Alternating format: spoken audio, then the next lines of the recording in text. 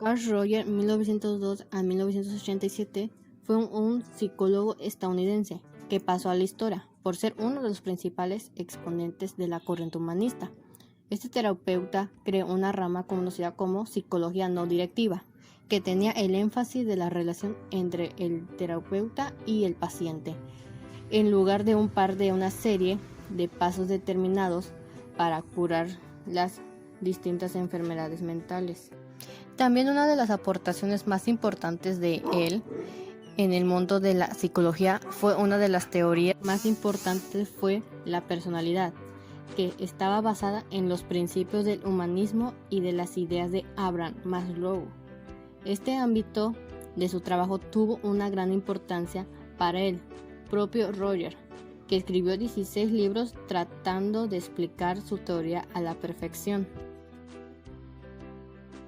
Adolfo Ferrier, de 1879 a 1960, pedagogo suizo, fue uno de los principales protagonistas y teóricos de la escuela activa, cuyas bases filosóficas y propuestas divulgó en obras como Transformemos la Escuela 1920, La Escuela Activa 1922, El Progreso Espiritual 1927 y La Liberación del Hombre 1942. La educación, según Ferrier, trataba de centrarse en la confianza y la autoridad. Todos los niños, en su cuestión de honor, hacerlo todos solos. Los mayores ayudan a los más pequeños. El aprendizaje se basaba en la movilización en los centros de interés, tomando de la vida corriente. El trabajo individual se trataba en el colectivo. No hay clases ni elecciones. Todo se basa en la felicidad de aprender, de autodisciplinarse y de manifestar solidaridad. Todos ponen a prueba sus cualidades particulares y las explotan en las medidas de sus posibilidades. También la escuela nueva reconoce al niño como la única realidad en entorno a la cual deberá efectuarse la programación escolar y la actividad profesional del docente. La educación se hace faidocéntrica frente a las corrientes pedagógicas tradicionales que asignaban al educador todo el esfuerzo y orientación del proceso educativo. Gerard Mendel, de 1930 a 1979, psiquiatra y antropólogo francés, a los 21 años ingresó como fraile agustino y a los 25 años ordenó sacerdote. Fue titular de la Real Orden Austrítica del Emperador. Aprendió de su padre cómo hacer ingestos y cultivar árboles frutales. Lo más importante para Mendel fue el problema de la educación. Es un problema político donde prevalece una cultura dominante que tiene reprimir la relación del problema. El hombre solo progresa en la libertad y la responsabilidad. Francisco Ferrer Guardia nace en Alella, Barcelona, en 1859, en el seno de una familia de campesinos acomodados de marcadas convicciones católicas y conservadoras. Tras una breve etapa escolar, se educa básicamente como autodidáctica y trabaja en Barcelona desde muy joven, ejerciendo diferentes oficios en contacto con el mundo de la menestralía de sensibilidad republicana. Él hizo lo de la escuela nueva para el estudiantil. La escuela se concibe como un escenario libre de jerarquías, donde el profesor es un compañero y las práctica autoritaria y el vesticalismo de religión y sus dogmas son deteriorados en la conciencia de las tareas educativas. Él también habló sobre la coeducación de chicos y chicas que Robin puso en práctica en Sempuis.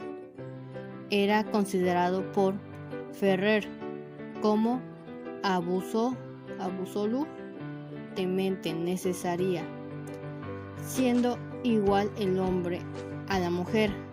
Carece de sentido dar una educación distinta a cada sexo. Celestino Ferrier nació el 15 de octubre de 1896 y murió en el año 1966. Mientras tanto, él trabajó en una escuela tradicional, donde se decepciona porque los alumnos se aburren a causa de la rutina escolar. Él dijo una frase que es: los niños y niñas aprenden trabajando. De esta forma construyen su propio aprendizaje. La vía natural y universal del aprendizaje en el tanteo experimental, lo dijo Celestino Ferrier. Su idea giraba en torno a la educación natural, en torno a la vida y las actividades del día a día, y se guiaba por principios como la motivación, la expresión y la socialización. Fue muy importante porque ayudó a construir una pedagogía moderna que se ocupaba del aprendizaje de una manera más humana, desde un acercamiento a tiendas hacia el conocimiento, hasta convertirse ese conocimiento en algo para hablar entre sus pares y terminar uniendo el juego en el trabajo. Otra frase también que dijo referente a eso fue: da a los niños la libertad de escoger su trabajo, de decidir el momento y el ritmo de este trabajo, y todo habrá cambiado. Antonio Gramsci, de 1891 a 1937, gracias al apoyo de su hermano y su capacidad intelectual, superó las dificultades producidas por su deformidad física, por la pobreza de su familia. Desde su padre fuera excarcelado, acusado de malversación de fondos. Para Gramsci, el problema escolar se haya conectado en la realización neurálgica que existe entre pedagogía y política, tal y como la elaboración de su concepción central de Genovia. Unas teorías de Gramsci fue la dominación de una clase sobre la otra, siempre la dominación determinada entre otra. El desarrollo político de las clases subalternas tiene como objetivo la creación de nuevas formas culturales. La unificación cultural e ideológica de una sociedad es el resultado de su unificación estructural. Louis Althusser nació en Villemandreis, Argelia, la francesa, el 16 de octubre de 1918 y murió el 22 de octubre de 1990. París, Francia. Fue un filósofo del marxista, se consideraba un estructuralista. Tomó a su cargo a los niños de todas las clases sociales desde el jardín de infantes, y desde el jardín de infantes les inculcaban habilidades recubiertas por la ideología dominante. La actual crisis del sistema escolar la veía como una conciencia de una crisis más amplia y situada en el nivel de la lucha de clases. Althusser intentaba establecer una periodización estricta de la obra de Marx, separando al Marx maduro marxista del Marx de juventud. Fue sometida a unas fuertes críticas por el pensamiento marxista. Ha revolucionado el pensamiento del primer Marx. Podemos decir que pudo ser útil en la problemática especialmente escolar. Nos preocuparemos aquí del concepto marxista del Estado, de su función y de los medios de que sirven para realizarla.